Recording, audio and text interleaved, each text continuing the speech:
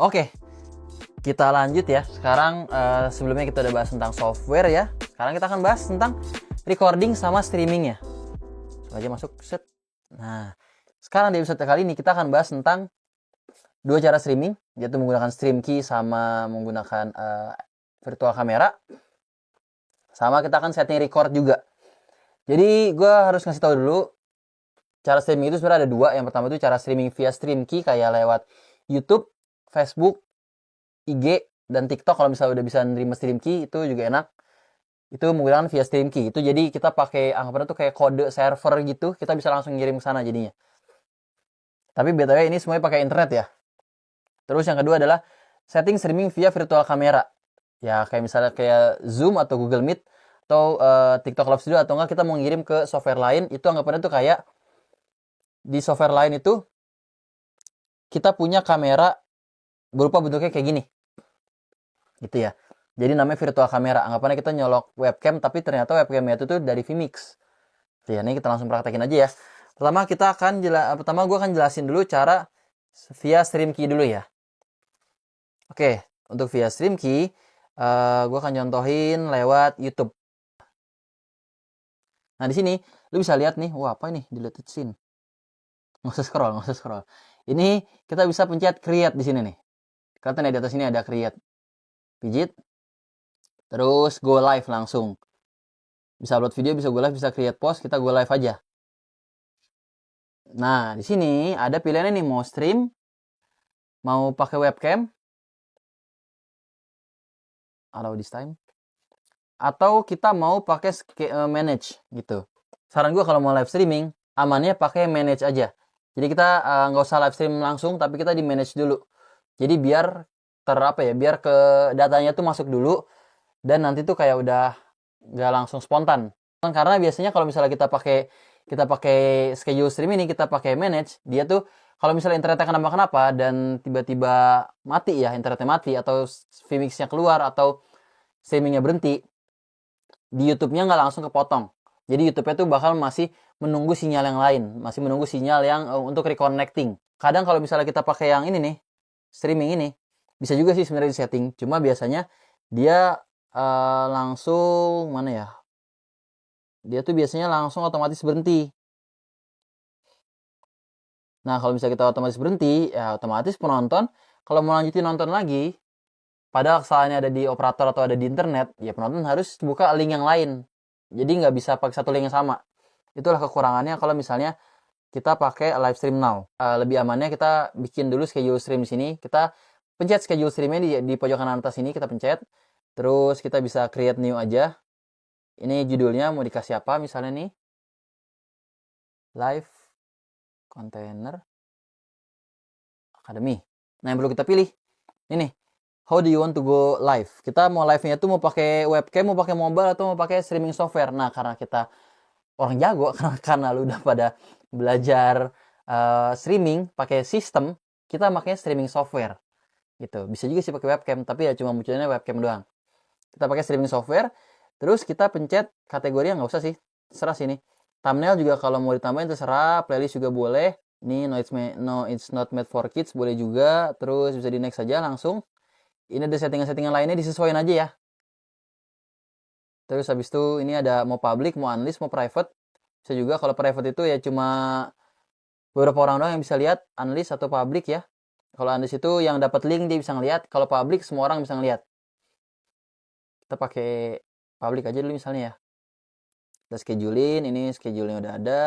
Kita sesuaiin aja, habis itu kita done. Nah, di sini dia akan muncul banyak nih. Kita pindahin dulu ke di sini ada banyak nih ya. Ini ada stream analytic, ada stream URL-nya, ada juga nanti di sini tuh dia ada stream key-nya. Kita bisa ngatur stream key-nya juga di sini. Nah, yang paling penting adalah kalau kita mau live stream lewat stream key, kita buka Vmix-nya dulu. Anggapannya Vmix udah siap ya. Vmix udah siap. Nah, kita buka settingan stream ini nih.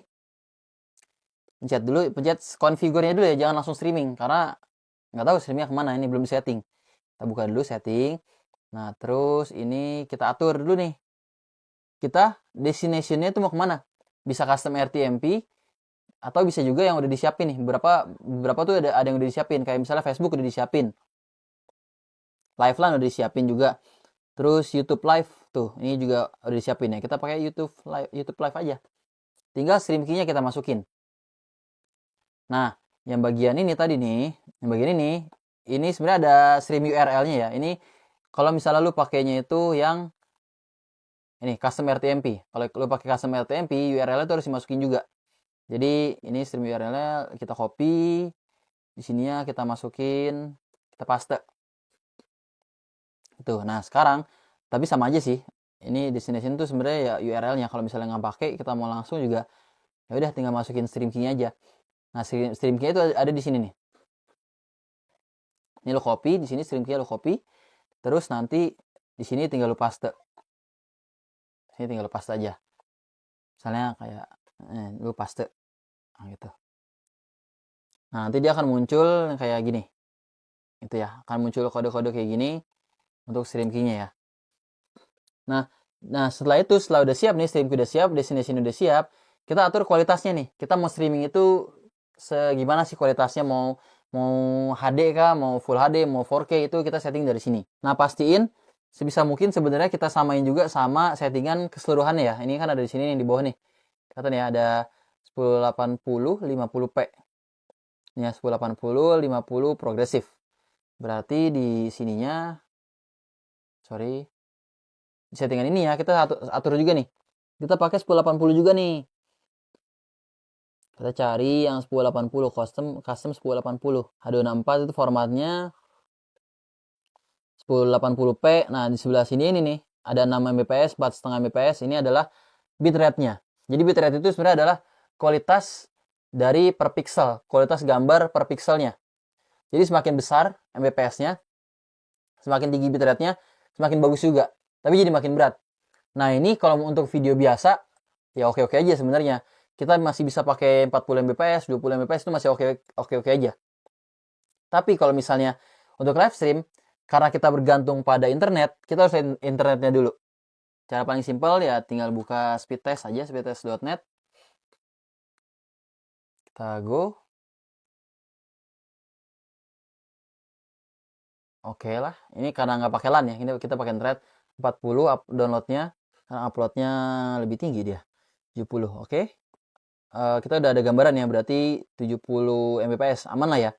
Buat jadi catatan juga, kalau kita pakai WiFi ini kita harus hati-hati karena WiFi itu sifatnya dia nggak stabil. Gitu. Jadi kalau misalnya kita pakai laptop ini mungkin aman nih, tapi nanti ketika tiba-tiba ada yang pakai WiFi lagi, HP gue nyolok WiFi, HP gue nonton apa gitu, itu biasanya bandwidth-nya tuh kebagi. Jadi nanti speednya juga bisa kebagi. Makanya kita ambil aman aja. Nah, ini kan alhamdulillah nih ya, 68. Yang penting kita lihat uploadnya nih ya.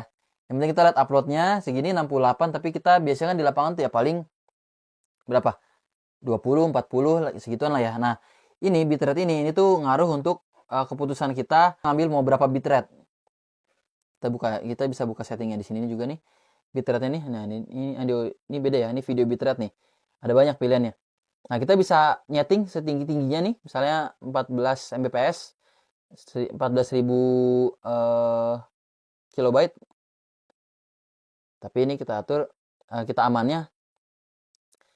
Nah, sebenarnya amannya itu sebenarnya kalau misalnya internetnya pelan, amannya itu tuh ya minimal bitrate itu tuh 50% dari kecepatan internet. Jadi misalnya kecepatan internet gue itu di sini 60 ya, 60 Mbps, anggaplah stabil. Nah, berarti gue masih bisa naikin bitrate sampai 30 Mbps. Gitu. Jadi 50% itu masih oke. Tapi masalahnya adalah karena nggak kestabilan itu, jadi harus kita kurang-kurangin lagi. Dan di lapangan kan biasanya ya berapa ya, di lapangan tuh kadang 20 Mbps, 40 Mbps, ya beda-beda lah ya, kecuali dapat LAN yang bagus. Nah, saran gue kalau bisa setinggi-tinggi bagus. Tapi kalau misalnya kita mau aman, mau nyari aman nih, internet yang terlalu cepat, kita pakai tadi tuh teori bitrate 50% dari speed internet. Biasanya sih gue ambil sweet spotnya itu ada di 8 Mbps atau 8000 kilobyte per second kbps. Ya, ini ada settingan dalamnya lagi. Biasa sih nggak usah dirubah juga udah aman ya harusnya ya. Kita save, dah. Kita tinggal setting lagi application-nya FFmpeg udah aman biasanya. Kalau misalnya hardware lu bagus, bisa pakai USB hardware encoder, jadi nanti lu akan menggunakan GPU atau Vega card-nya yang dipakai, jadi bukan CPU. Cuma itu teknis banget. Checklist aja lah, pokoknya kalau bagus sih checklist aja nih. Nih ya. Terus kita start. Dah, kita udah siap buat streaming. Kenapa lagi nih? Streamingnya belum dimasukin, panas nggak bisa. Kita masukin dulu nih. Start. Hah, bisa kan? Nah, tuh merah dia. Di sini kalau merah tandanya dia bagus dan stabil. Kalau kuning itu nggak stabil atau bahkan nggak ngirim. Nah, sekarang kita kan udah ngirim streamingnya ya. Sekarang kita bisa buka di sini nih, kita tungguin dulu. Nah, dia udah preparing streaming, dia udah menerima nih streamingnya nih. Preparing streaming. Nah, ini dia. Tuh, udah muncul kan? Ini kalau misalnya gue rubah nih ya, gue pakai yang ini misalnya. Set. Dia juga akan berubah. Tapi karena ini YouTube, dia menjaga kualitas, dia akan ngirimnya tuh lebih lama. Jadi nggak kayak Zoom atau apa gitu. Nah, tuh baru berubah kan. Aduh, ini masih ada iniannya lagi. Gitu. Nah, kalau udah siap, tinggal di gua live-in aja. Jadi yang lu lihat di sini tuh itu belum live ya sebenarnya ya.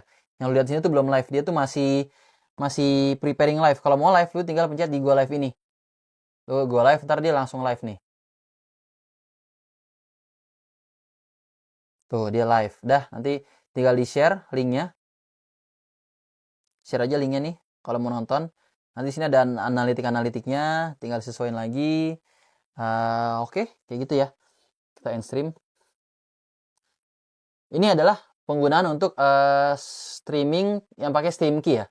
Kurang lebih sama kalau misalnya di Facebook atau di IG juga sama juga, kita copy Stream Key-nya baru kita masukin ke di vMix-nya.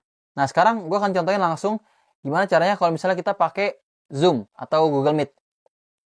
Kita buka dulu Zoom-nya. Nah, kalau Zoom itu atau Google Meet, dia biasanya tuh nggak ada yang namanya stream key-an. Jadi dia cuma ada settingannya gini nih. Ini kita buka ya. Kita new meeting aja langsung.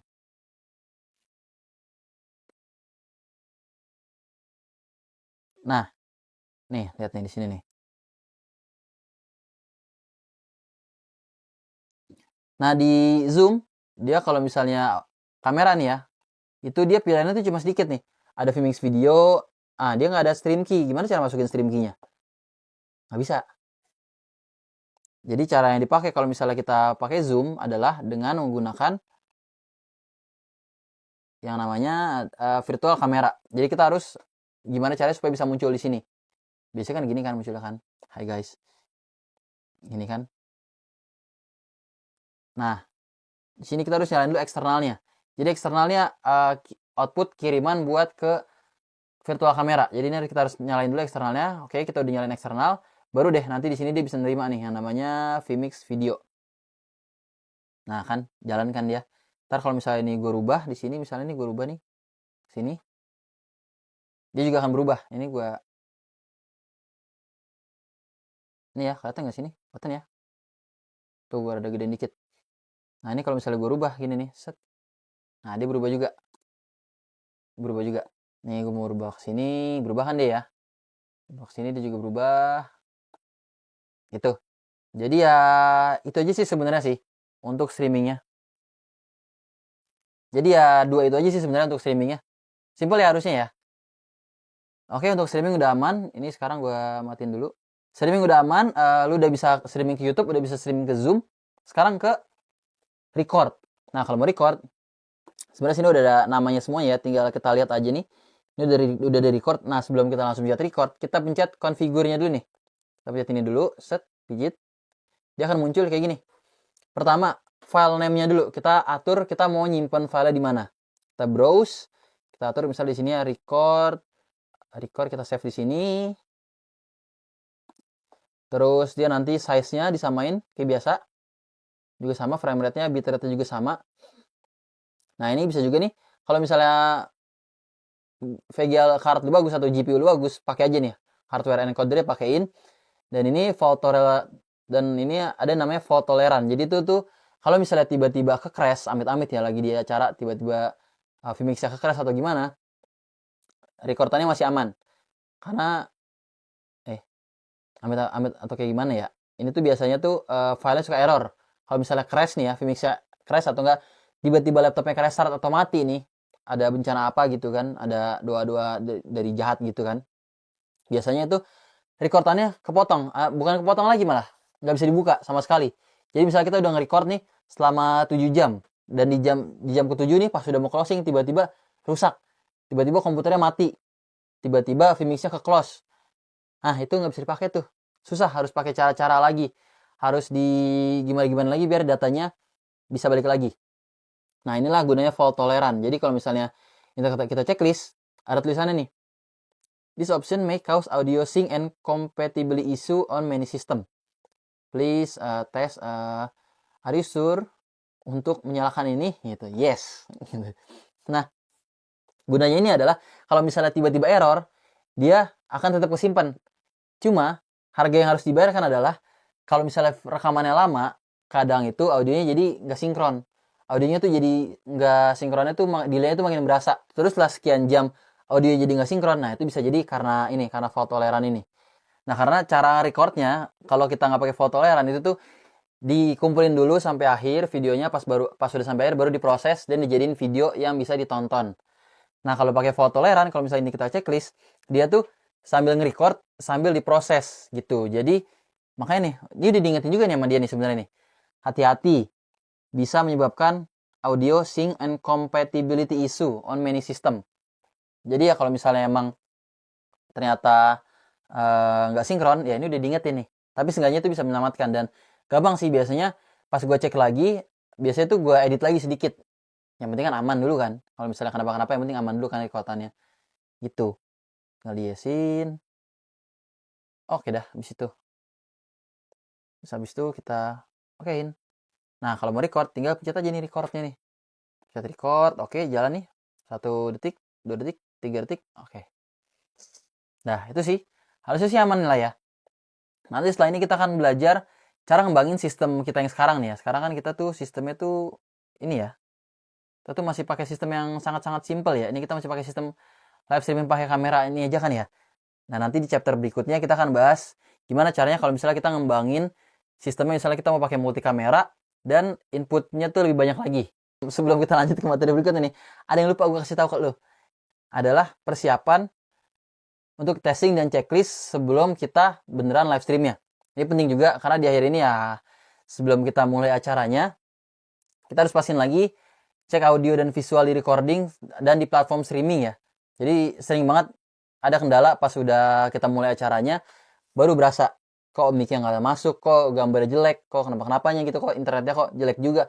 Nah, pokoknya di akhir setelah kita udah siapin ini nih, kita harus testing dulu nih, minimal ya sekitaran 5 menit lah, atau nggak 1 menit sampai 5 menitan untuk ngetes streaming, tes eksternalnya, sama tes recordnya. Ini recordnya kita matiin, kita lihat hasil recordannya, apakah suaranya masuk. Mix nih, kita lihat ya, record yang baru. Wah, masuk ternyata suaranya. Oke. Oke, udah aman. Streaming juga kita cek lagi. Oh, ternyata kita lihat di sini streamingnya, udah aman. Streaming udah finish ternyata. Nah, tapi penting banget harus kita cek lagi. Oke, itu dia materi-materinya ya di chapter 4 ini. Harusnya sih udah aman ya. Kita lanjut di materi berikutnya. Kita akan bahas lebih besar lagi dan gak cuma basic-basic ini aja. Oke, sampai jumpa di chapter berikutnya.